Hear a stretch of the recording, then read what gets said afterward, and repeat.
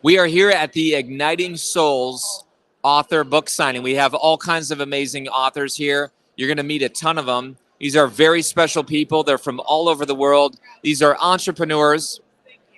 In fact, we're going to have one of our authors come over first. And Ruthie's doing an amazing job tonight. We have Tanisha in the comments. Go ahead, shine us up real quick. Are we lighting up? Her face is lighting up. What's up? How you doing today? Oh my gosh, this is the best first CoachCon, and Igniting Souls is lighting up the night. I mean, look at this for all the authors, incredible books. We do have a lot of books. And Michelle, how long have you been thinking about this book? This book has been in my mind for about 5 years. Started writing it about 3. Found you, and you know, Carrie said, let's go bold. And he redid the book cover. And I have to tell you, it looks amazing. Project Family Wealth. What is this book about? So the book is really about helping moms, dads, grandparents really transcend values and family traditions. You know, we all want to give more than just financial assets, right? We don't want to be remembered by a dollar sign when we're gone. So this is about giving more than just money. More than just money. It's imagining what our family could be. What could we actually be about? Wow. I see your 2 sons in the back. Yes. These are 2 sons, and should we bring them on the show? Oh yeah, they would be so Let's bring them on the show. Yes, let's bring them on the show. So, folks, I'm going to just ask you to surround your amazing mom here, and we're going to be interviewing all kinds of authors tonight. But tell us your name. I'm Peyton Hall. I'm Cameron Hall. How does it feel to have your mom as an author now? Man, it's incredible. It's really great. She has a lot of knowledge. She's been in the industry for quite a long time, and so for her to be able to get this on pen and paper and put it out there for the world, I think it's great. And what do you hope happens from the book? How do you feel about that? Oh my gosh, I'm melting. Just to have them here with me. This is mentorship, you know, in action. So good. Yeah. So good. And what do you hope happens from the book? I hope that, we get a lot of new business. I hope that we get a lot of recurring business as well. As a junior advisor, it'd be awesome to get, some of the kids from some of our current clients to come in, and it'd be great. I love how the whole family's involved in this. So we're going to drop links in. Tanisha's managing the comments. She's going to drop links to your website, to the book itself. And you have some people here that probably want books, so I'll let you go to sign them. I'm going to have to get out there and work the crowd. Thanks, Carrie. That's right. All right. Just come on over here. Hang out. We're interviewing people. So come on, bring your book right over. Yes, this is fantastic. Awesome. So, folks, you're going to get a very good taste today of all the different authors. These authors are incredible. I see my boy Ben in the back. Ben's going to be an author real soon. Right, Ben? We won't tell him the name. All right, so we have Paula here.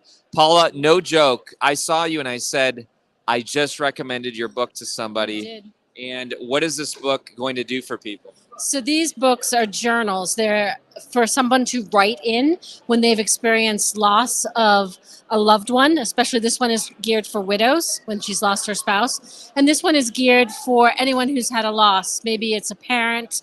Maybe it's for the gentleman who lost his wife, or they've lost a child, or even people who've going through the trauma of lost a job, or maybe even an illness, a cancer diagnosis, and they're trying to grapple with the grief of loss of the life that they once had. That's right. And I was just talking to someone here about this, and he said, my mom just died 5 weeks ago. Oh my gosh. And he said, tell me more about this, because I think I could use this, and I think my siblings could use this. I know that grief paralyzes people. We just had someone that we know whose brother lost a girlfriend, and it was suddenly and it was tragic, but grief will often paralyze people. And that's why I suggested your book, because I felt like it was a productive action for people to begin getting outside and making progress. Is that the stories you're hearing? Yes, absolutely. Because I think when grief is left unprocessed, we build up what they'll often call some scars, Yes. Wounds in our life that will just prevent us, blockages that will prevent us from moving forward.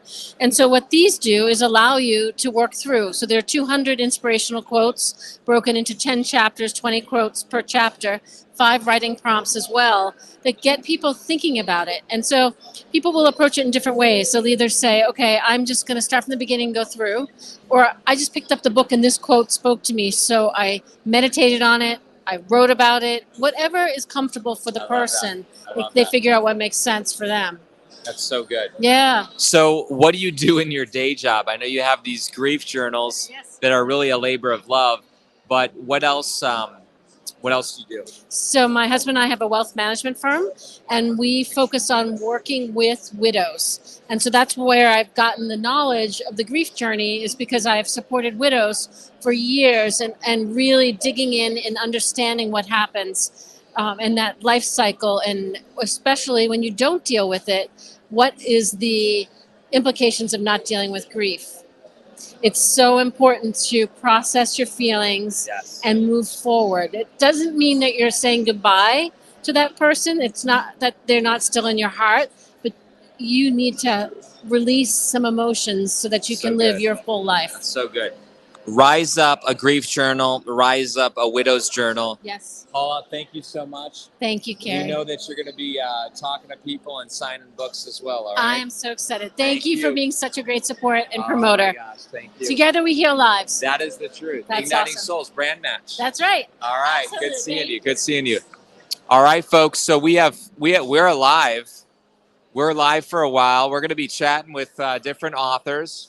So I'm going to ask Evan to come over, or Lamar, or Gary. In fact, let's go interrupt him. Come on, let's go interrupt him. You know what? Maybe we just walk down and meet people. Gary, can we interview you on the red carpet? And then Evan, then Lamar? All right. Fantastic. So this is a really cool guy named Gary. Gary Motter said, I am doing fantastic. Awesome. Listen, this is going out to all the people on LinkedIn, on Facebook, you name it. Perfect. So tell us about Nimble Future. Well, Nimble Future is a work of mine that took like 4 years to pull together, but almost 20 years in all the experiences I had between being a coach and having my own business. And so in 2020, I got enamored with the whole idea, what could we learn from the last 20 years we could apply to the next 20 years? And I thought, okay, this is great. And as we got writing it, we got pandemic hit. Oh, man. And then I go, well, so I had it sit on the sidelines for about 2 years until I went back and looked at it again with fear, saying, if it doesn't stand up to this last 2 years of change, it's not worth writing, not worth publishing. And it turned out I liked it. You liked it after I liked 2 it. years. I liked it after 2 years. I said, now it makes sense that even it can go through very difficult times. So I'm hoping it does the same for other people to say, you know what? Your past only needs to come forward with the things that are going to help you make a better future. Absolutely. And don't get beat up by what's happening today. That's why you protect your confidence. And what people don't seem to do is take advantage of their future. I love it. Reinterpret your past, protect your present, engage in your future. Gary, you also have a huge company with rubber. Rubber, Is this correct? Absolutely. We use recycled rubber. I've been a leading recycler of tires and rubber for more than 30 years now. And you work with China? And I work with China. I have an office in China. I've been there more than 30 times. Wow. So I have good friends over there still. And one of the things we talk about here is mutually beneficial relationships. Yeah. That's just so important. That's and so it doesn't, true. and because in China, people don't trust the police and they don't trust their government, but they will trust other people. Really? Yeah. So if you have that trusted relationship, what most people don't think about, but you don't treat them the same way we would be treated, you have to understand what their culture's about. Wow. And work with them. So it's been a great ride for me for 25 years. So Tanisha's dropping in comments. What's the website that you have? It's called nimblefuture.com, NIMBLE future.com. You can go there. You can find the book on there. We're adding more to it now. Amazon wasn't great for about a month, but now they've got everything there. You can print all the books, paperback and digital download as well. So yeah, it's all available. That's so good. Well, Gary, you are an associate coach. So let's talk briefly about CoachCon. What is your thoughts of this wild 400-person conference? Well, you know what? This is incredible because I don't think people who are involved in Coach see beyond their own workshop. And they don't see the real great strength and resources that we have in this company, who are all top-notch people. Yes. And in fact, one of the challenges they had, Kathy Davis, pulling this together, was trying to bring people from outside Coach to be able to experts, because we have all these experts sitting inside Coach. Chris Voss was there today. We've got all the healthcare experts, marketing experts, all these people who are part of this great community that you don't get to see. I've had a fortunate opportunity to see a lot of it, being all the years and being in different programs, but most people I'm talking to who I do coach go, wow, look at what we've got going on here. And it's just an awesome display of the strength of this network that we have. So good. Gary, what's your company's website? Company's website is gcpindustrial.com, and it's really about the rubber business and the silicone business, and we totally work on relationships. I love it. Folks, this is a book you need to protect your confidence. Instead of looking at the headlines, being up and down on your mood, your emotion, this book will galvanize your confidence. What do you think? True? Absolutely true. And, I've got Dan Sullivan wrote an endorsement for it. You did the forward for it. So I have a lot of people who I have a great deal of respect who respected what was there and to be able to provide the message. Otherwise, they wouldn't put their names to it. So I sincerely appreciate from everybody. So good. Well, Gary, we are so proud of you, my friend. Yeah, and thank you so much for all your help. I love it. I love it. Thank you. Thank you. Let's get a group photo, too. Can we get a group photo with some of the authors? So Michelle, Evan, Lamar, Gary, why don't you get your book, too? Yeah. Mike, we're going to get a group photo for the authors, a picture. Come on over, Paula. You guys can all grab your book, too. Grab your book. Evan, Lamar, get your book. We're gonna do a group picture. Yes. All right. So we got a few of us. Casey, you're our future author. Michelle, come on in. Get your book, Michelle. Yeah. She contacted you after we had a conversation. So that's good. Yeah, she did. Casey did. Very good. I love it.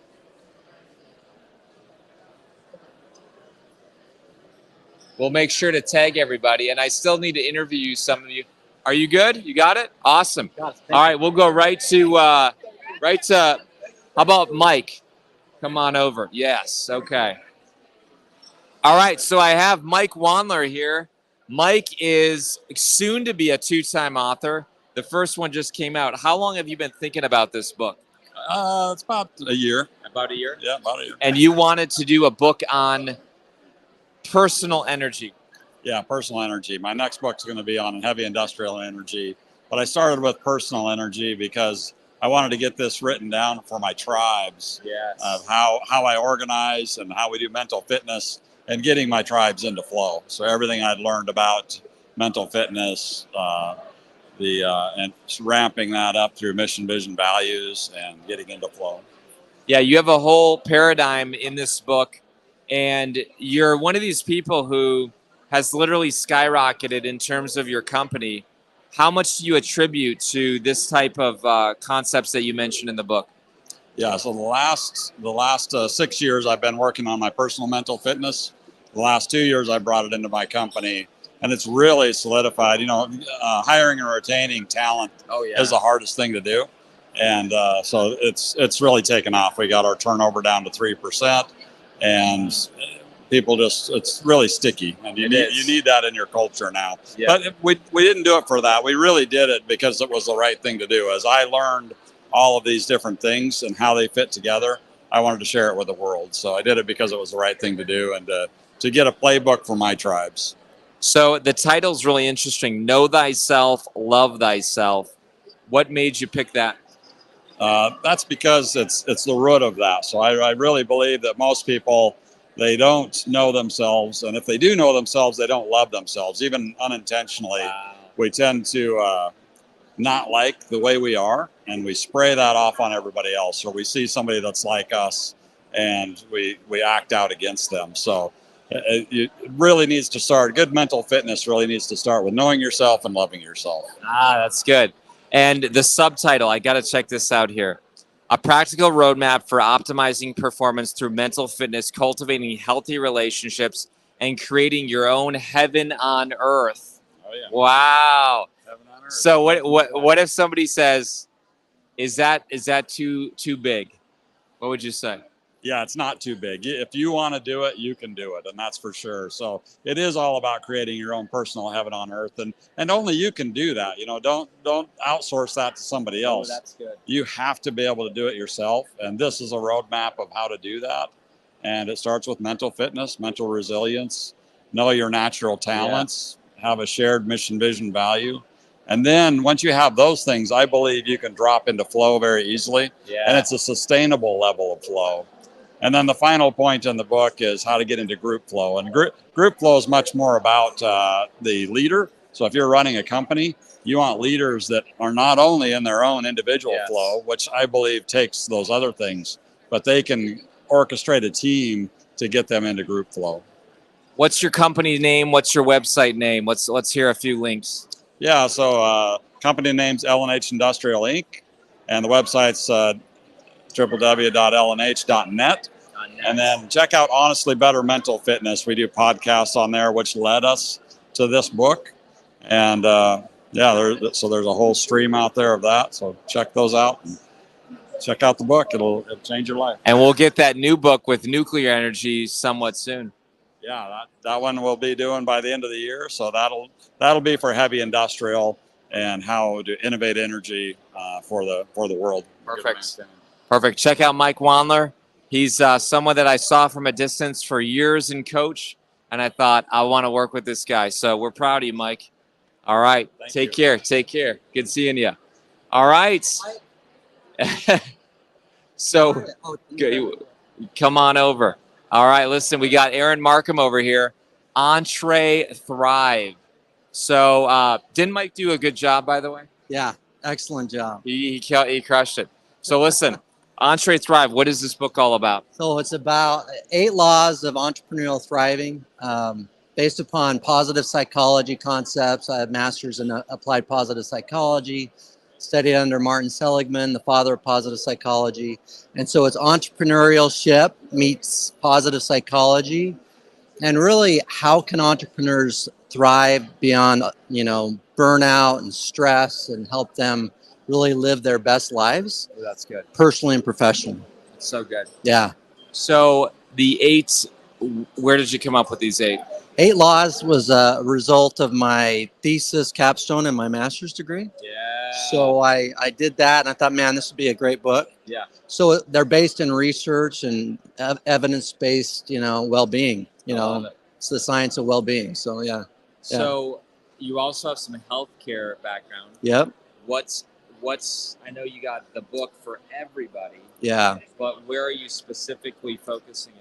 Yeah. So I'm focusing these principles, among other accelerated growth and so forth, with home care, elderly care, those who send nurses and aides into the homes, working with founders and their COOs, their right hands, to help them with their own well-being and their own thriving. So that's good. Yeah, Breakaway Accelerator is what it's called. Breakaway Accelerator. Where can people find out more about that? Breakawayaccelerator.com. I love it. Yeah. I love it.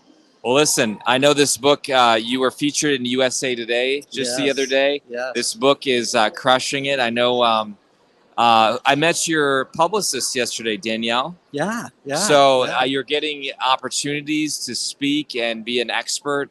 Mm-hmm. Dude, it's amazing. Yeah. They've been amazing to work with as well. Igniting Souls. That's if you're going to write a book, use these guys. Oh, man. Well, listen, we're proud of you, and just keep it up. And your family's, you got a beautiful family too. Yeah, I do. All right. Sounds good. Sounds good. All right. We'll see you. All right. We got some more people that we're going to be interviewing.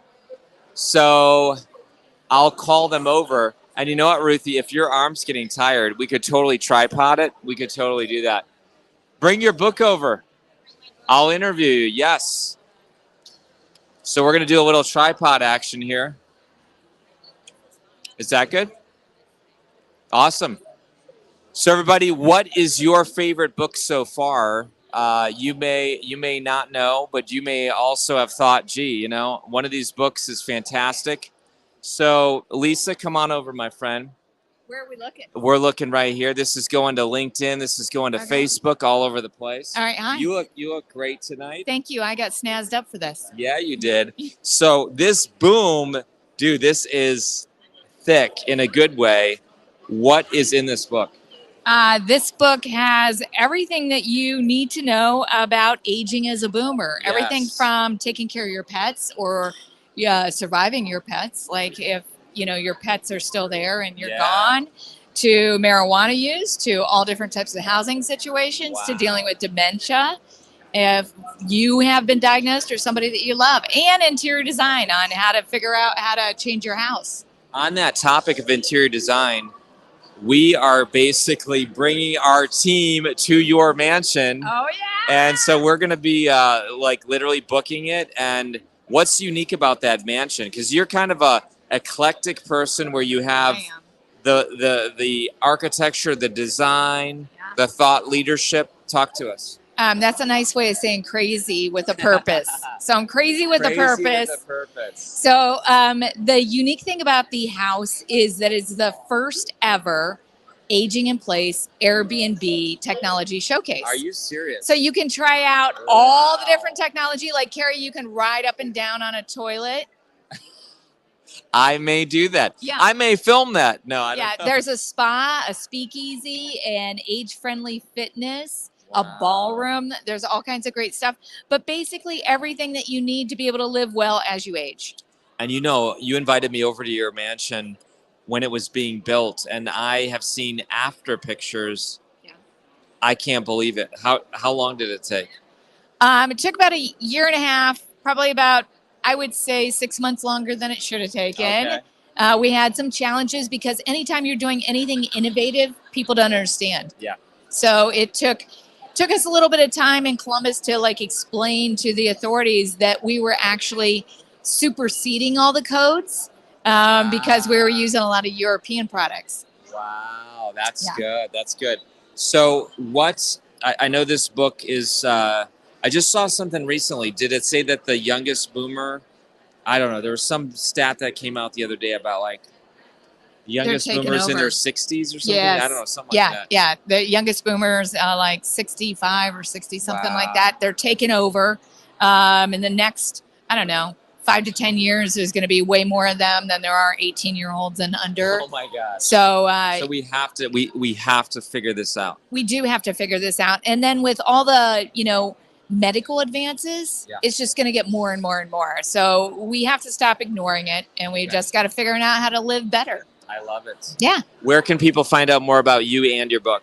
LisaMCini.com. And you can also check me out on Amazon. We have a docu-series. Yes, you do. And it's got a Telly Award, which is pretty cool. It. Nick Nanton, 22 Emmy Award-winning director, did it. So it's pretty amazing. Cool.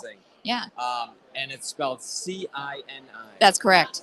Awesome. And this is not your only book. You have other books. Now I have another book called Hive, and that's about when we had 4 generations in one house and how we did that. My grandmother with Alzheimer's, my kids, and my parents. And then I have some other things, and then we also have some team goal setting things. I love it. So folks, check out Lisa Cini, and this is an amazing book. Thanks for being here today. Thank you. All right. Good to see you. All right. Excellent. Well, listen, who's next? Evan. We got Evan next. So Evan's going to be talking about AI, artificial intelligence. By the way, this is the guy who built the Easy IP app. So that was not a small feat, and we'll talk to him about that. But if you've ever wanted an app or you want to hire somebody, Teammate AI is the person, and we'll get with him in a moment. Do we see people popping comments? Tanisha, let's give away some prizes, Tanisha. So let's give away some prizes to the most engaged member. And the most engaged member will be getting a few audiobooks. So go ahead, Tanisha, pop those in. Evan, let me see this. Let me hype up your book while you're waiting. Teammate AI, and this book will absolutely help you and your team prepare how to use artificial intelligence within your book or business. Evan, come on over, my friend. You're tall, so we got to stand back here, right? Okay. So this is How are you? How's the listen, night going? it's going great. I know So, I'm screwing up your thing right now. No, you're not. Igniting Souls. Did you get good food? Absolutely. Yeah? Yeah. Okay. So what surprised me is they put Igniting Souls on the napkin. Did they? They did. That's what I'm talking about. I've never had a napkin with Igniting Souls on it. You know, Coach knows the little things. The little things. Like I noticed that you're the Wi-Fi sponsor back here. I thought that's really nice. That's cool. That's really nice. I saw you one other spot. I can't remember where. And I was like, that's really nice that they did that. And here we are. You're on the napkin. We're too. at CoachCon on a Every single napkin. person. Dozens of napkins. Dozens Igniting of- Souls on all of them. I love it. So I already pumped you up about you building our app. Oh, thanks. How hard were we? How hard was it? How excited are you about the app? I really like transformations. And so, the thing for me is now the customer experience, the client experience is 5 times or 10 times better. Smartphone to smart contract. Absolutely. Absolutely. Now you can literally take out your phone, snap a picture. You have a smart contract in like an hour. It's crazy. Right. It's nuts. Yeah. And so in the client's experience, it's instant. Yeah. Our team goes and builds it and does the work, but they don't have to worry and be like, well, crud, the USPTO is going to take 14 months. Yeah. And, I think a lot of people overuse tech and AI and automation, but really what you did well and what the team did well was you said, we want to use tech and AI and automation to help us scale our business. And at the same time, we want our customer experience to get better. That's it. We wanted the customer. We wanted no friction. So what is this book about, man? It's the starting guide. It's the how-to guide for just wrapping your mind around AI, around automation, and how it can help your team, help your industry, help your company grow without necessarily needing to add to your head roll. But AI is going to steal people's jobs. We hear that a lot. You and I know that that's actually not true. Yep. They thought that they thought factories, cars, post office. I mean, they thought Pony Express would kill. You just go through every technological invention, and everyone was freaking out that everyone would be obsolete. But what do you think? Yeah, well, you're going to get a kick out of this. So imagine I take you back to the 1950s, and I say that in 2024, you'll be able to have a phone call with anybody in the world. You'll be able to see their face. It'll be completely free, and it'll only take a couple of button clicks. But in the process, all 1.5 million telephone switchboard operators in the United States will lose their jobs. Would you believe that we have more jobs filled than ever before? Wow. See, I knew I heard that stat. I was trying to recall the story, but I'm like, I'm going to butcher it. But you're the one who told the story. Yeah. Another great story. You'll get a kick out of this one too. So there's the Steve Jobs Foundation put out a book. And it was just all this stuff that Steve wrote that it was public, but he never intended for it to be like compiled into a book or anything. And right after Toy Story, when he was running Pixar, Right. He sent an email to all employees. And he said, listen, when we were building all the technology for Toy Story, we thought that we were going to have all of the building blocks to make as many animated movies as we wanted. I'm paraphrasing. And that the limit to our being able to churn out animated movies would be our ability to storytell. He said the problem is as soon as we did Toy Story, then our ambitions grew. And so then their headcount grew even more. And now, they're animating hair on Rapunzel. And What? Really? that's how it goes. That's how it goes is you get this kind of tech. And then all of a sudden people say, well, wait a second. Now I want to do this other really cool, really interesting thing. Yeah. It's happened time and time again. So good. Yeah. I love it. Where can people find out more about you, your book, the whole thing? Yeah, so grab the book on Amazon, AI is Your Teammate. You can find out more about us at teammateai.com. And you can see some of our work at easyip.app, where you can protect all your stuff on the blockchain. Yeah. I love it. Evan, this is amazing. You're an international traveler. give 2 sentences on CoachCon, and I might actually get a stool while you do that. So talk a little bit about CoachCon. Well, first of all, now that I have the mic, I get to say that Carrie and the Igniting Souls team, total class acts. Couldn't recommend them more. I think, you know, they're really the people that you want when when you need a partner in making your book, making your IP, making your idea come to life. And they really help you publish it. They help you promote it. And then lastly, of course, through Easy IP, they help you protect it as well. Couple sentences on CoachCon. I think everything that the Easy IP folks have done has been great. The coach folks have done a great job.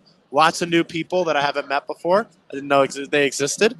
But boy, I'm having a wonderful time. You just got quite the testimonial as well. Wow.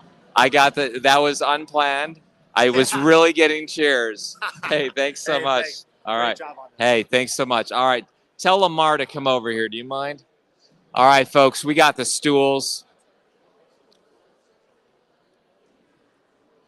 Thank you. Good job. Good job. Get a copy of your book. I brought in the stools, man. You know, we're getting sophisticated now. So no, you're crushing it. Good job. Feel free to walk around with your book too.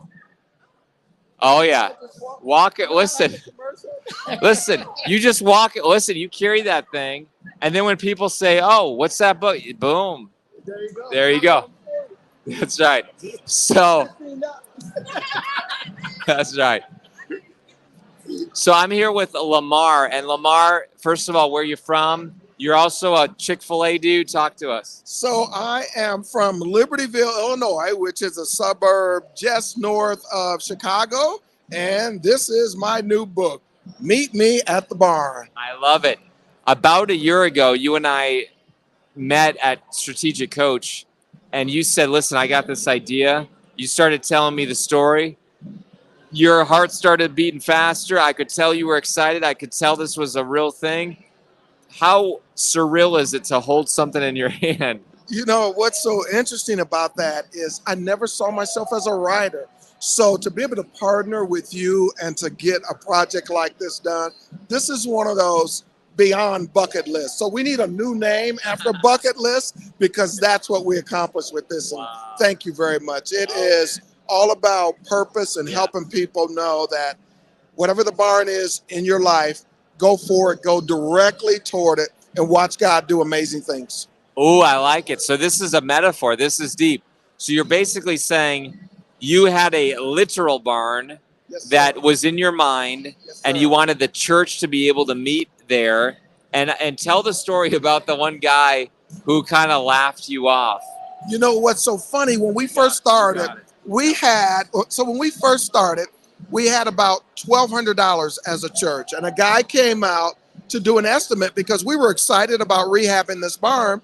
And so he came out, we showed him all the facility, we showed him the land, and he's like, you know what, Lamar, I think once we get started, he said, it's gonna, just before we do any work on the barn, he said, you probably have about $300,000 worth of exterior work. I'm like, really?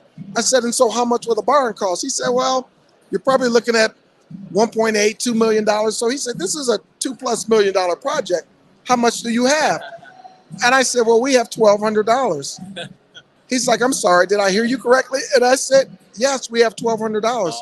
He said, you know what, Lamar, there must be some type of mistake. He said, we work with a lot of large organizations. We love helping them get started. He said, and we love working with big projects. But if your budget is $1,200, I can't help you. And he said, I'm really sorry. Sorry for the misunderstanding. And he walked away. And I said, before he walked away, I called him. I said, hey, can I just ask you one question? He's like, sure. I said, when we complete this project, would you mind coming to our first service?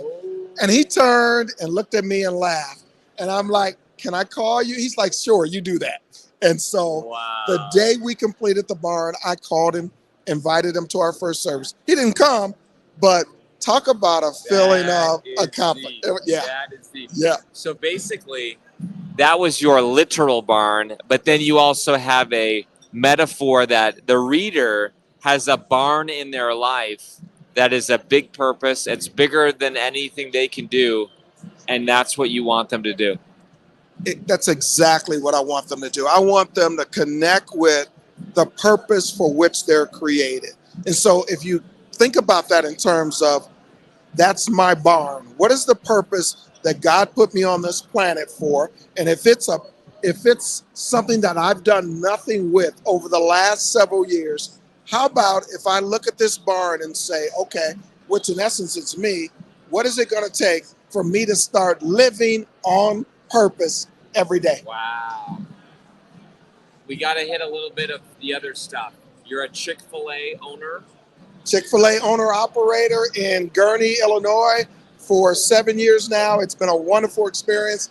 Chick-fil-A is a great organization to work with. Really excited. You're also on the board at Grace College and Seminary. Grace College and Seminary and Bethel University in Minneapolis, St. Paul.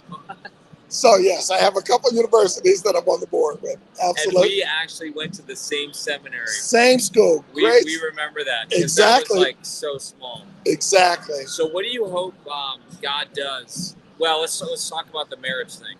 Let's talk about that. That's a big thing. Where can people find out about that, and what is it? So what this is now is we're taking married couples and saying, you know what? We want you to enjoy the same success in your marriage that you enjoy in your work life, whether you're an entrepreneur, corporate executive. So we're starting these, well, we're not starting them. The marriage seminars open up to more of the general public starting this fall. So you can go to our website, Meet Me at the Barn, or to My Higher Calling. You'll see all the information, and we're excited about what we're seeing with couples that have already been through the program. I've met your wife, and I think everything you're doing is fantastic. The price of a bad marriage, the price of a failed marriage, the versus the investment in your thing. Come on, man. It's like not even comparison. There's no comparison to that whatsoever. So for my wife and I, it'll be 40 years of marriage in December. And we're like, you know what? We want to help as many couples get to that 40-year mark and beyond as we possibly can. So this is our way of giving back. I love it. I love it. Lamar, tell us one more time those websites. So it's myhighercalling.com or meetmeatthebarn.com. Either one will get you to our material, and we are excited to meet you at the barn. I love it. Get the book today, folks. We're dropping the link in. Thank you so much, Lamar. All right. Good seeing you. So let's do this. Could we get Jill or Daniel? That'd be awesome. So we got a few of our other authors, Jill and Daniel, and I'm going to get their books. This is one of the best books I've read. That's good.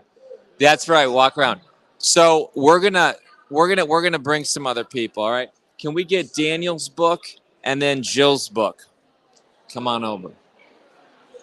How you doing? When you guys are done, I'd love to interview each of you about your book. Okay? Wow. So come on over when you're done. Okay. All right, come on over. All right, folks. So we're going to be talking with Jill very soon and Daniel, and they are unbelievable authors. But I would like to give away a few audiobooks while we're waiting. So we have several links we're going to be dropping about different books. These are some of my books. I wanted to give them away on audio. If you are not an audiobook listener, I encourage you to, that's how I consume a lot of my books today. Let me know if you're an audiobook fan. And we are going to be talking again with Jill Young. And Jill's coming over. Jill is the head coach at EOS, Entrepreneur Operating System. And so her books are all about how to get a raise. And it's called The Earning Advantage. So we'll get to that in one moment. But we're here at CoachCon, and Strategic Coach is a fantastic program that has helped me out in my life. And they decided to have a once-in-a-lifetime event. We have over 400 people here that are all different levels of entrepreneur. And we're here with our team. Sarah and Ruthie, and we are basically the platinum sponsors. So, Tanisha, what is up? Do we have any names yet that we're going to give away the audiobooks to? Not yet? Okay, fantastic. Well, I know we're on Facebook, we're on LinkedIn. So let's go hijack some people. Come on over.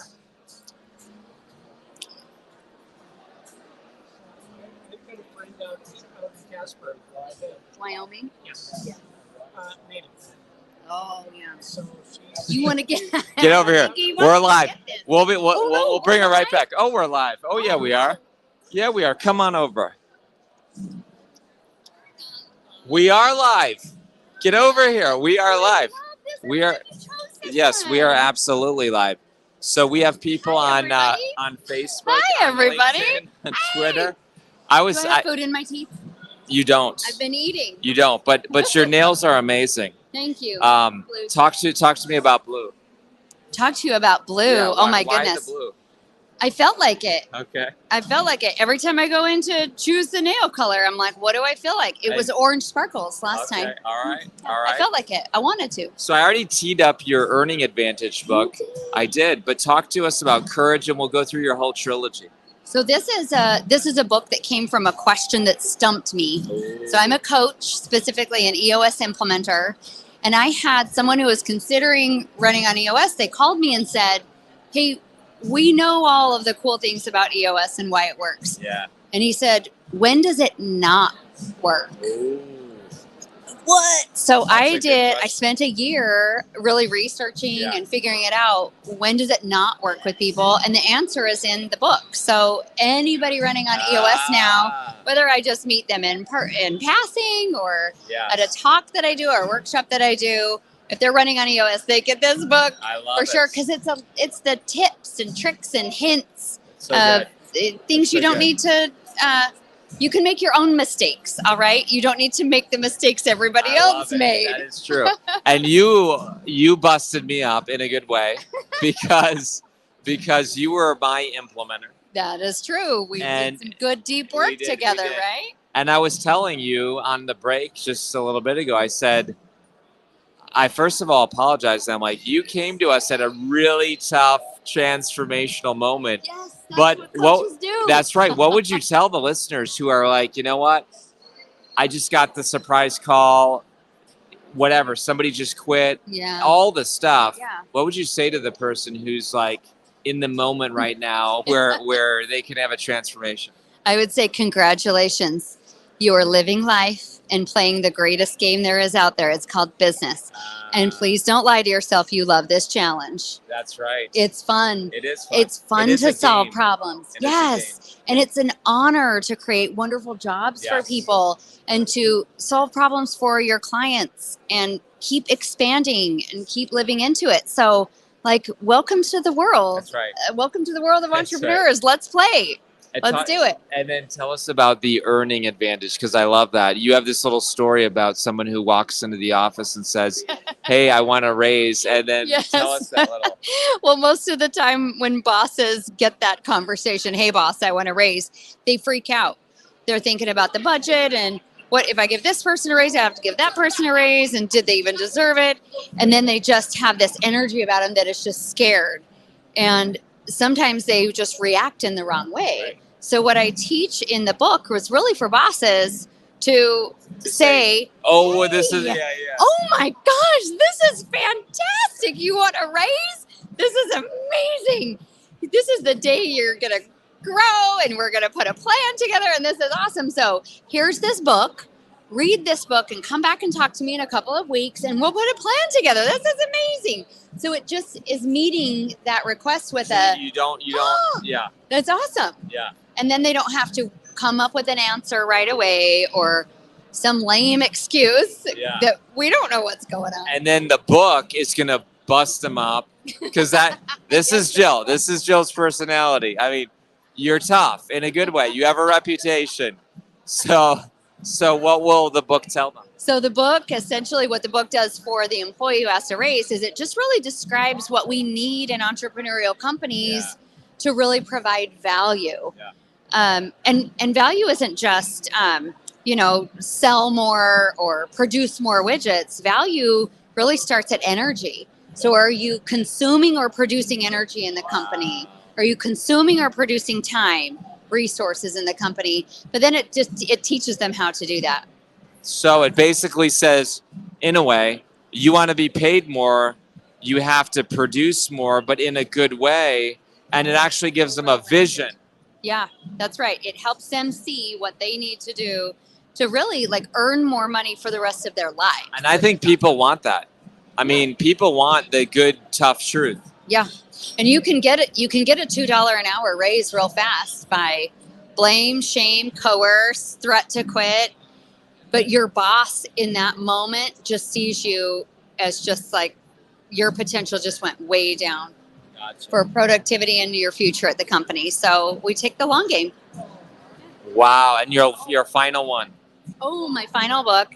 Not my final, remember. Yeah, just for now. It was just the next book. Just the next. Because I've got more books in Yeah, me. you do. That's what you taught me. That's this. right. Yeah. The last book in the trilogy, the series, that's right, is The Thinking Advantage. And this just goes deeper into the psychology, but also how you can run a company every day, teaching everyone and encouraging everyone to think, not just do. So we capture all those ideas and opportunities and solutions throughout the whole company. And I love that cover. That's where everyone's hands are forming a light bulb. Like this. Yes. I've used that image so many times. I love it. Jill, Together. last question for you. Well, 2 questions. Give us your websites, and then I have one more question. Awesome sauce. So the website is jillyoung.com, which is easy. My email is even easier, jill@jillyoung.com. You got that domain name? Somebody told me I had to. This Shut one. up, really? Yes, and thank you so much for doing that. I am so shocked that wasn't taken. It wasn't. Jill Young. I remember calling you and saying, Carrie, it's available, but should I buy this? It was a little more pricey than I wanted to. And I was you like, just said, do it. Yeah. Buy it right now. I was like, holy cow, totally do that. Carrie's a great coach. Yeah. Carrie's a great coach, everybody. And I just said, yes, sir. And we just got it done. Yeah. Well, listen, I've taken orders from you, my friend. And it relaunched just on May 1st. So I've got a whole new personal brand. I did a fancy photo shoot where I'm not in a sweatshirt. You know, I did see a fancy photo of yours on LinkedIn recently. It was like a creative one. What were you doing? That's right. I'm holding a disco ball in front of my face. Yes. Yes. Okay. There's so much rich context to the whole photo shoot. So I love it. I'm excited for those. So now my last real question. What fills your tank about being a coach? Thank you for asking that question. Yeah.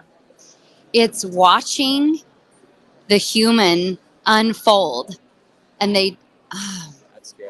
And they do it on their own. Yeah. And I just get to witness it. Ooh, that's good. If I might have 1 or 2% to just encourage or lift or help them look at things from this perspective to that slightly 1% different. Watching the human unfold. It is so fascinating. Ooh, that's good. To watch them unfold because they're whole. They're a whole. They're already whole. Yeah. They don't need to change or transform. But watching them unfold. Thanks for asking. The courage advantage, the thinking advantage, the earning advantage. There we go. Not a trilogy, a series. So many advantages. That's good. Well, Jill, you are awesome. I'm glad we got to reconnect. Oh my gosh. All right. Good seeing you. Okay. All right. So I think we'll have our final interview. Oh, Brian, come on over. Can we get Brian's special thing? Go ahead, bring that over, Brian, if you don't mind. And I'll give Jill. Yeah, there you go. Come on over. Yes. How are you? I'm doing good. This has been so much fun, man. So we have Brian Sullivan. Mary Jo's at home.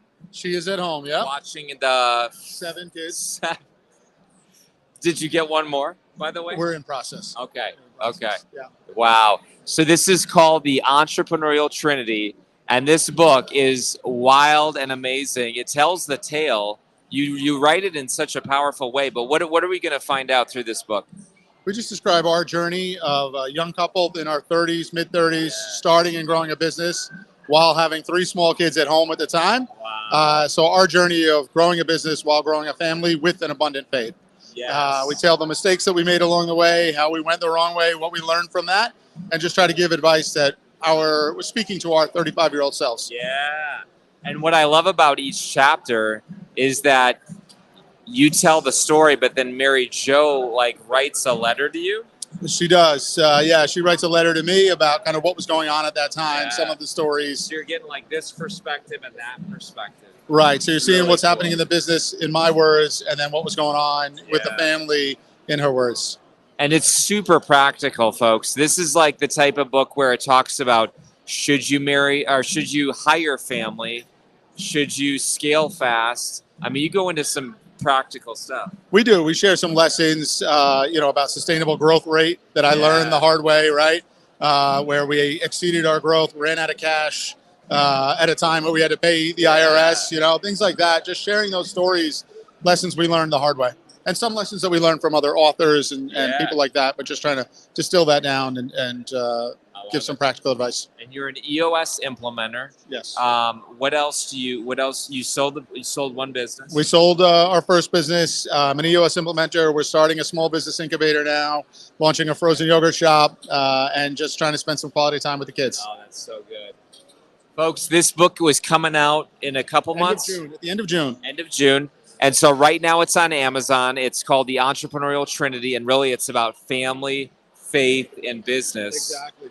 And you're a guy, I'll tell you what, I got to blow you up a little bit because the generosity, I mean, you give a lot too. You give back a lot. So is that one of your key core things in business? It is. We talk in the book a little bit about radical generosity and learning that term from our pastor, hearing it from other different things, and how being generous has blessed us and just encouraged us to be more and more generous. And the more generous we are, the more blessed we are in so many different ways. Oh, that's so good. Folks, this is the type of book that, again, if you're in your 25, 30, 35, 40, this is the book to get. So, Brian, thanks so much, my friend. Tell Mary Jo hi. I will. Thank you very much, Gary. Thanks to the whole team. Yes. All right. Sounds good. Love it. All right, Richard, come on over, my friend. Bring it in, man. Bring it in. Oh, yeah. Yeah. I got to give you the right handshake. I meant to see this. Oh, my gosh. All right. So we got the first book, which is awesome. What is that book about? This is Cash Follows the Leader. Yeah. It's all about uninterrupted daily growth with high cash value life insurance and how you can prosper financially by separating yourself from the system that's not meant to be within your control. So how can you separate yourself from the banking system, separate yourself from the government system incrementally, one piece at a time, so that you can retain more control and keep the money in the family? Oh, my. Listen, I've heard about Fun, doesn't it? I mean, listen, but we need this type of book today because things are not what they were. There's a few global financial problems, and there's this thing. There's this thing people talking about in inflation. It seems to be impacting everyone's buying power. So there's little things that you can do to help augment your ability to maintain more of the wealth and have some of that inflation problem handled. This is one method to encourage a portion of that. It might not solve anything, but anything that gets you in the right direction is a better start. And there's a real big issue. So, my personal belief is that what really causes and drives inflation is the money printing system. And the money printing system, you and I don't control, unfortunately. Some fat cat bureaucrats tend to be at the forefront of that. And so people think that it's the creation of the money that causes it. But then you got to ask, well, who creates the money? Well, they want to say that the Federal Reserve does it. But actually, it's the commercial banking sector, and the Federal Reserve just facilitates. Wow. So, but they won't create the money unless there's a reason for it. Well, the way they get the reason is that you go in and ask for some money. Or so we're dependent. Correct. And so we are the ones who actually create it. Because as soon as the money comes into being, the moment those loans are created and so on and so forth, that's what creates an expansion of the money supply. So if we can start to do our business incrementally, change where our saving and our borrowing business, and it shifts from the banking sector over to something different, we can create a much different environment where we're outside of that system of control. Folks, what you just said blew my mind. But listen, I've been following this stuff for a few years because I realize they don't teach you this anywhere. Well, I mean, not to my knowledge. I mean, a lot of people say they really need to teach this kind of stuff in schools. And although I think that's a really great concept, the problem is who's going to teach it in schools? You got to know it first. You know, the who's that are there, although they're wonderful and capable people, they're designed to be teaching certain other subjects and criteria. Yeah. You know, they'd have to learn an entire another language almost to be able to then construct that in school. So I really think that it belongs to be learned in the home. And that brings us right back to this book, which we're launching, which is that all about Don't Spread the Wealth. Come on, that is a good title. It's such a good title. You know, we had a lot of help with that, thanks to the Igniting Souls team and yourself personally. Spread the wealth. It's the opposite of spread the wealth. It's the opposite. You know, it's not that we don't want to be givers and to help other people, but help begins at home. Yeah. And so if we can retain the flow of money, we earn money, we get money, it lands in our bank account, and then we spend it. It goes out to all these different places. If we can retain that and cycle it inside of a family aquarium. So just imagine, in an aquarium is a whole ecosystem. Fish live there, you feed them, but everything cycles. You don't have to add a lot of new water, it just cycles, right? You could do that with your money. And if you can do that over generations, where the money never leaves your family for generations, that's an extremely profitable, peaceful way of being financially. That's really what this is all about. It's how to engage in the right conversations at the household, have annual family banking meetings so that you can start to incorporate these long-term discussions where you're thinking beyond your own lifespan, really about the utilization of a dollar today. The dollars that you have today aren't just yours. They're also stewards for the future of your family's generation. If you can retain it so that you can have it work more frequently, more times, multiple times even over that family's lifespan, you're creating a capacity that otherwise doesn't exist. And every once in a while, someone's going to pass away. Well, you know, if a bunch of tax-free money shows up that the government doesn't get their hands on, well, that means you can reduce some of the need for some of the services that we depend on government for. So there's a potential ripple effect to that. I think that's a societal benefit. So the more people that can practice family banking conversations at the household, the you and me level, the more we can start to incrementally and generationally change the way that we depend on the system currently. You can move from a dependent world to an independent world. And I really think that's what this book is all about. What are a couple websites before we go? Well, Don't Spread, it's going to be the one right here, and cashfollows.com. So all of these are available right there. Cashfollows.com. You own that? Yes, sir. And what about? And you own Don't Spread the Wealth? We own Don't Spread the Wealth. Yeah. So, as a domain guy, that's mind blowing. That's awesome. There you go. And then what's your Canada website too? So we have a number. I would encourage everyone to go to nelsonnashfilm.com. Film.com. That's a documentary film on our mentor, R. Nelson Nash. He was a pivotal person in my life, completely changed everything I think about money, even about relationships fundamentally. There's not a single aspect of my life and my family's life that has been positively impacted by getting to know that man. He unfortunately graduated about 5 years ago, but this documentary lives on to teach the principles that he shared with us, and we have just incorporated those into these books to help people begin to learn and understand Nelson's message. You know, he was a forester, and he learned how to think long range. And he said, you got to learn how to think beyond your own generation. Learn how to think 70 years down the road. And he would say, well, you and I might not be here. Of course, based on what we learned here with longevity, we might very well be. So we're also changing that mindset too. And, you know, some of that's incorporated because if you have more wealth to work with, you can spend some of that wealth on your health. And some of your health will be highly indicative of the stress that you have in your household. Stress is the number one thing that deteriorates health.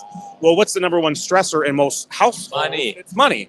So if we can have better money conversations in the family, we can start to change all of these things. I really do believe that the money conversation in the household is probably the number one pivotal point to help starting to impact all of these others and cascade it throughout life.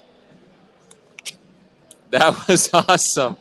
I love it, folks. You just got a massive education. Thank you so much, Richard. We miss Jason. Tell Jason hi. I'll let him know. All right. Thanks so much. All right. We have our next amazing author here. Alex Freitag, how you doing? I'm doing great, Carrie. How are you? I'm doing fantastic. This is so fun to interview all these amazing authors. So listen, you're a conference planner. I have been. Yeah, not for this conference, not for but this. yeah. But what do you think of this one? This is fantastic. It's they have done a great job. They've done a great job with the amount of time they give to each speaker. They've done a great job with the breaks, like 30 minutes between sessions. So longer, so networking, and then also reflecting. And they've got you can't just go. Yeah, they've got an activity after each speaker. They encourage you to kind of reflect on your biggest takeaway and your confidence or where you might be lacking confidence. So that kind of stuff makes it stick, like your takeaways stick better. And then I think the size of the conference, 350 or so that they have here, allows people to have longer conversations in the hallways or wherever you're meeting with people. You're not rushed into, because you see the same people over and over again, and it's familiar. So it's intimate. Yeah, we've seen EOS 2500. I mean, that's a big crowd. It is a big crowd, yeah. And next year's 3,000 in DC. Are you serious? Yeah. So we're going to talk about the structure of the breakouts and making sure there's enough room capacity wise for people to get into any breakout they need. They're recording all these, so if you're going to one and you can't go to the others, you just know in the back of your head you're going to be able to see it. So you're not stressed out and you're missing something. So we have this book. This is your third book? Third book, yeah. This I'm very proud of this one. Yeah. It looks amazing. So you did Profit Works, Vision Works. Yep. And now Stretch Not Snap. How is that catching on? It's catching on great. It's we originally thought it might find its way into a fitness category, stretching, not snapping, but it's very much in the world of EOS and companies running on EOS. It's hitting a good, solid note of another way to proceed when you're running on EOS to get employees more engaged in the vision of the organization with an incentive plan that they can share in the celebration for hitting goals and so forth. So there's I've been told that people are pulling some really good nuggets out of it around business literacy and how to teach employees to think like owners. And I mean, that's kind of what your company sweet spot is becoming. Yes. Is it not the only thing, but I mean, the incentive plans? No, it's a great point. ProfitWorks, when it came out, 2 words, right? People read that. It's a short book. It's 2.5 hours, maybe Audible, but it's it came across as ProfitWorks is about incentive plans. And although that book is how to design an effective incentive plan, there's business literacy piece to it. It's probably 20% of the book, but that message didn't come across. So when I wrote this one, I wanted to flip that and let people know the incentive plan is a tool. It's not the tool. And so ProfitWorks is about more than just incentive plans. It's about helping the employees really become engaged in the organization. So that's what this gets into in fable form. So it's a fun read. I've heard it's there's a right word. I don't want to butcher it. Is it the follow-up book? What is it? I know there's a term. I know the continuation fable. It's a continuation story. It's a next chapter. Yeah. Hesitate to say. Well, you could say that Get a Grip. Do you know Get a Grip? Yeah. So the EOS fable of traction is a prequel to Stretch Not Snap. Wow. That's safe because we're not saying the S word. Yeah. I get you. And then where can people find this book, your website, all this stuff? Yeah, anywhere you buy books. And I had fun recording the Audible a few months ago, and just it's when the author records the book, it just feels right. Yeah. And but anyway, it's on most. I think folks are buying on Amazon, but you can get our website, which is you can start at alexfreitag.com or stretchnotsnap.com. I want the URL. Oh man, as a domain guy, I love that. Yeah, I bet you would like that. And so it's a lot of fun. I think it's inspiring a lot of people, especially companies that are running on EOS, of which there are hundreds of thousands of them, and giving them some ideas for how to get that vision shared by everybody. And it's AlexFreytag. That's exactly right. Freitag. All right. That's right. Thanks, Gary. Appreciate it. Thanks so much. We're super proud of you, and I like that you do cycling too. Me too. Have a safe trip. Yeah. To Europe. You're doing Pelotonia, yeah. Yeah, we'll have an EOS group. We've got, I think, 10 or 11 bikers now. We're going to try and raise $150,000 to fight cancer. So Maybe let me know about that. I will. Absolutely will. You know the weekend? You can ride with us, yeah. August 3rd. It's August the day. 3rd. You can ride 25 or 100 or... I may be in town. I may not, but that's amazing cause right there. Thank you All for right. everything you do, brother. Hey, thanks so much. All right. Appreciate you. Ruthie, do you need a stool? Do you need a stool? Do you want a stool? All right. I think Steve DeStanti is our last one. Steve, got to interview you, my friend. Got to interview you, man. Pitchology. Pitchology. We got both of them. We got the Entrepreneurland. Come on over, man. Yeah.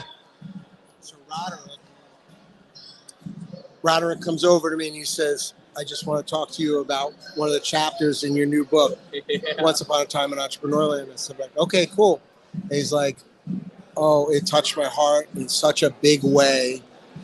It made such a difference for me. It was what I needed, and I didn't know why. I took this book on vacation with me, and it like completely gave me everything I needed. Did he? Are you allowed to say which chapter? Chapter 4. Chapter 4. Chapter 4 is a lot of the stories inside this book. I read it. I love it. So chapter 4 is a real story. And I know this one. Is this where the guy steals from him? Stole a lot of money. I like that one too. It's crazy. It's actually one I've gotten probably dozens of compliments on. So they're like, because as entrepreneurs, we are ashamed if we have a bad thing happen. yeah, exactly. We feel out of control, and it's not if, it's when somebody steals from us, and we feel so violated. It's embarrassing. Yeah, we like feel guilt.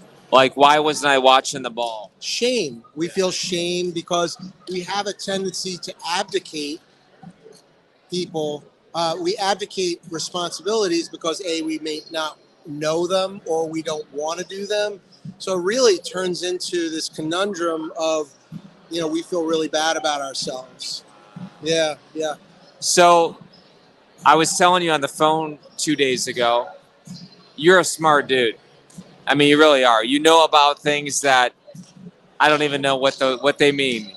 But these different types of models in business, I mean, you're clearly an entrepreneur. You tell us a little bit about your background. You've done the UN. Tell us a little bit. So I've been an entrepreneur since I was 6 years old. That's the earliest documented business I had. And that's where I was selling horse manure, and I've been selling shit ever since, right? There you go. Yeah. And so I'd spent my life as an introvert in my shell, and business helped me get out of it. I would be able to simply do a business transaction with somebody, like selling horse manure to them, and then it would give me something to talk to them about. And I think a really great entrepreneur uses their business as a canvas to show the world who they are. This is deep stuff. I like this. Well, I think of things for decades, literally decades. Wow. And so when I come up with concepts, it's things that I've thought long and hard about and observed. And so the UN allowed me the experience of being able to bring entrepreneurs to learn all about what the UN's doing with the Sustainable Development Goals, which is a 15-year agenda, with a whole bunch of real great research on how we can be impactful as citizens, but also as entrepreneurs. So I did that through EO, and I was the UN ambassador for entrepreneurship globally. We brought hundreds of entrepreneurs, probably thousands at this point. I know thousands for knowledge, but actually physically to the UN. Right before before COVID, we had a whole group there who got to learn all about what the UN's all about. And it's funny because the UN really needs entrepreneurs to step up and use their businesses as their platform because we have so much influence. So it helps me to be purposeful. I love putting purpose in. As entrepreneurs, we define ourselves by the business that we do, the work that we do. And as such, At first you struggle. And what's the most important thing? Money, right? Then what's the next most important thing is to be able to be sure that now that you got yourself covered, how those people who help us so much, nobody works for me, they work with me, right? And how can we make sure that their jobs are secure, keep this engine going? And then it turns into more. It turns into how can we use our business to align with our values and then be a gift to the world. And that's the evolution that I love to see people go through. Zombies are what I call people who have sold their business and lost their soul, basically their soul. So you know about this. I call it the entrepreneurial triangle, right? So 3 sides of a triangle. First side being drive, and second side being free will. And the other aspect of our personality is risk. Those are the 3 things that we need. And if you got them in even sides, we call that an equilateral triangle, and that's cool. But the moment it turns into, let's say, a hypotenuse and the risk is way out on the spectrum, we can do bad stuff, really bad stuff. So understanding ourselves is one of the reasons I love the book. So good. Because it makes us feel and understand what it is. When you write a book, you have to go through feelings and also codify or bring your concepts so they're explainable to the world. So I want to be a gift to the world. I want students. So you got 14 fables. Fables you're used to, right? So this is the 3 Little Pigs. I got Big Bad Wolf or BB Wolf, 3 Little Pigs, and I've got the owl, Dean the Owl, and all of these things. Characters. Yeah, they're characters. But what happens is your bullshit meter goes down when I say this is a fable. You're no longer a critic. Right? So you're not a critic anymore. And now you put yourself in the story. You start to paint a picture. I saw it. I saw when the young man gets stolen from. I was like, oh man, I could see my past. And it was a little bit of healing. Yeah. And that was the part. It was healing for me too. Because it did happen to me. Best friend went and I find out, did all these things, justified the heck out of it. And it's something that nobody talks about. Because we feel so vulnerable. Wow. Well, listen, you have some great websites. And what are those? You have a podcast? So we have pitchology.ai. Instead of .com, it's .ai. And Pitchology, this is part of the Pitchology series. My first book is Pitchology, The Art and Science of Raising Capital for Entrepreneurs. And that's super savvy. And it teaches about 18 ways for you to be able to raise capital, because entrepreneurs know one way of raising capital, and it's the way that came and approached them to buy their business, whether it's private equity or a venture capital fund or a SPAC or whatever it might be. And I actually do this to be a hero to my fellow entrepreneurs so they don't get taken advantage of. Pitchology.ai. Pitchology.ai, you'll see this book. It's part of a series, and Pitchology, The Art and Science of Raising Capital. And you'll find many of the interviews, because my books are made to be interactive through QR codes. So you'll get a YouTube video and a podcast, whichever way you like to learn. That's the way we built it. So I'm really excited. And thanks to EasyIP, EasyIP, it helped me to register on the blockchain a lot of these concepts so nobody steals them. Yes. So thank you for that. Very cool. Steve is one of our biggest users of EasyIP and promoters, and we just appreciate you. But I love what you're doing. You're a gift to the world. And let's close with this. I only know you as a buff dude. I had people coming up to me being like, what's up with Steve? He lost 40 pounds. What's up with that? You know what? I decided I'm living to at least 120. We called it 125, thrive to 125. And when we got asked the question in Strategic Coach, which we share together, they said, how long are you going to live? I was like, well, things are going pretty damn good. And so I put in my year. I said 95. And they said, what are you going to have to do to add some years? And I said, well, shoot, I'm going to have to lose some weight and get myself even because I had muscle, but it was all behind that, Stay Puft marshmallow fat, So I worked on that, increased my sleep tremendously. I monitor sleep big time and my nutrition. So proud of you, man. Thank you. Hey, you are a gift to me, and you've inspired me, and this is a fantastic book. Let's get this book out to every university out there. Students, I think you said this, right? People wanted to aspire to be rock stars, athletes in the past, right? Yeah. Well, you say it best. What I is say in the past, people wanted to be athletes and rock stars. Today, everyone wants to be even an entrepreneur. Even the athletes and rock stars want to be entrepreneurs now. That's right. And I was sitting with Lance Armstrong and Danica Patrick, and I said, you know what? I figured out the difference between you and me. They said, what? I said, you peaked already. You peaked early. You peaked early, and you're spending your life chasing it, and you're using entrepreneurship as your vehicle. But the reality is, we don't have that problem. Our lives, we have a mantra, which is the best is yet to come. And I love that. That's good, man. All right. Well, thank you so much. Thank you. All right. Appreciate you. Get that book. All right. I think we have our next author. Awesome. Ruthie, you are a trooper. Tanisha's a trooper. We are, dude, we're an hour and 20 into this, man. All right. This is amazing. Good to see you. I do want the book, man. You hold that book. So let's talk about this book. I love it, how it's bold. No one needs to guess what it is. How does it feel? I saw you talking to Chad a little bit. Yeah, it feels amazing. Yeah, and I was really happy how it came out, So, yeah, very clear, very simple design. Got your logo. Yeah, looks great. Yeah, it's really happy with it. Good. Yeah. So we go way back. I want to say 2012. Yeah, at least. 2012, you were in a room and you had this idea for Vision Spark. I remember those early days, man. Yeah. What did you want to do then, and what do you want to do now? Yeah, well, I owe a lot to you. I had a lot of ideas at the time, and through your coaching and the deeper path, you got what I really wanted out of me.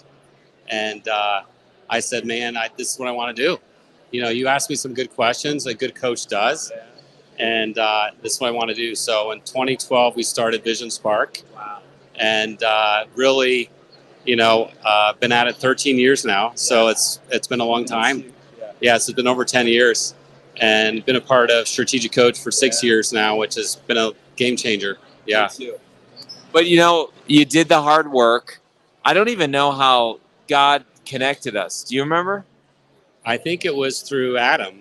He invited me to the cohort. Yeah. And I don't even know how I met Adam, through somebody. Rye D'Orazio? Maybe. Yeah. And it may have been you were doing some John Maxwell back then, some leadership, and I think you pitched it to Adam. Yeah. Wow. Yeah.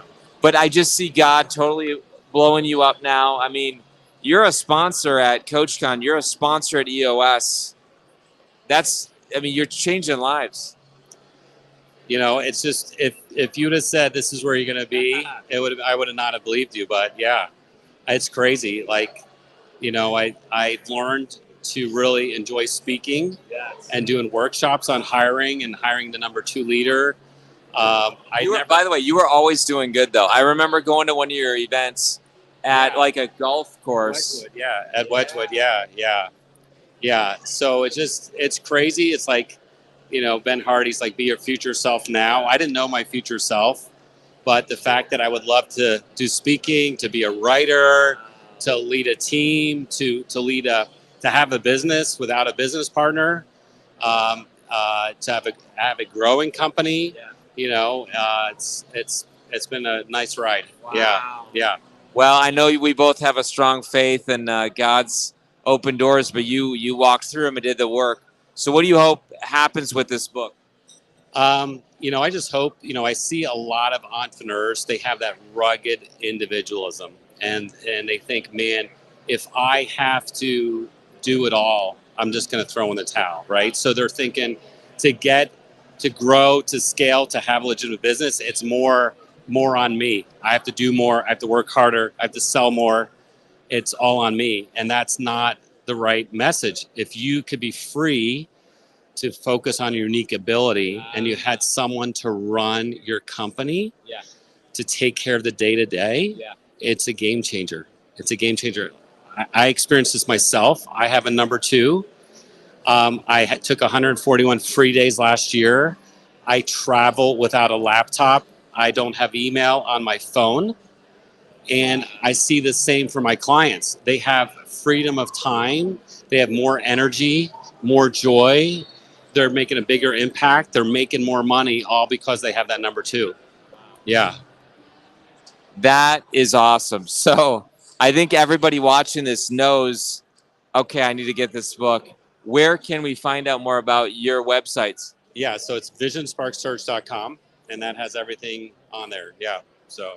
And your business really is finding the right number 2 person, but the book leads you down that conversation too. Yeah, so it provides some really good insight of why you need a number 2, how to hire a number 2, the importance of how to use science in the process, how job descriptions are outdated. If you do want to use a recruiter, what questions you want to ask, figuring out how to price, what they charge and how they charge and what they deliver and their guarantees. And so it's all about hiring. So, I mean, it's literally, this book will save you money. Oh, it'll save you money. It'll save you time. It'll improve your life. Yeah, for sure. Yeah. Yeah. I love that. I love that. Well, listen, man, it's always been a blast. Our daughters play basketball together. I'm sure we'll be seeing each other a lot the next few years. But I'm proud of you, and yeah, man, it's just awesome to see your growth. Oh, thank you, Kerry. Couldn't have done it without you. Awesome. Take care, my friend. All right, sounds good. So Alec is probably the guy that I know the longest here, and it is awesome to see his story of transformation. So I honestly think we're done. So what I'm going to do is I'm just going to say goodbye, and that was an amazing time and interviews. Take care, be a soul on fire, get all these books.